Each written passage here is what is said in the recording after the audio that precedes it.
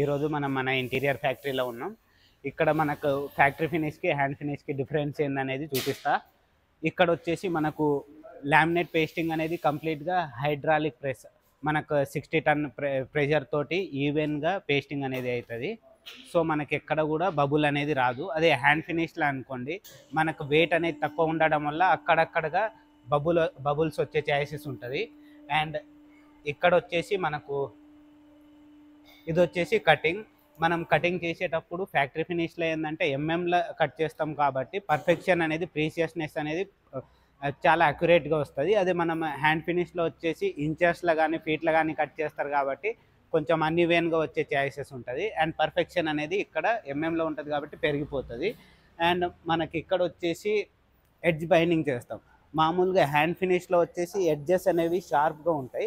అదే మనకి ఫ్యాక్టరీ ఫినిష్లో అనుకోండి, ఇక్కడ కార్నర్స్ వచ్చేసి చాలా స్మూత్గా ఉంటుంది.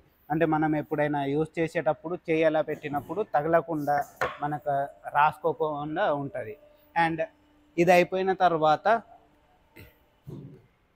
మల్టీ బోరింగ్ అనేది వేస్తాం. అంటే సైడ్స్కి హోల్స్ వేస్తాం. ఆ హోల్స్ అనేది ఈ హోల్స్ అనేది మన హ్యాండ్ ఫినిష్కి ఇక్కడ డిఫరెంట్ ఏంటంటే, ఈ హోల్స్ వల్ల మనం కంప్లీట్గా ఎప్పుడైనా మనం వన్స్ అటాచ్మెంట్ చేసినాక ఎప్పుడైనా వేరే ప్లేస్లో చేంజ్ చేయాలనుకుంటే డిస్మాంటిల్ చేయడానికి ఈజీ ఉంటుంది. అదే హ్యాండ్ ఫినిష్లో అనేది మనం ఒకసారి పెడితే ఫిక్స్డ్గా ఉంటుంది, మళ్ళీ తీయనీక రాదు. సో ఇవన్నీ ఫ్యాక్టరీ అడ్వాంటేజెస్.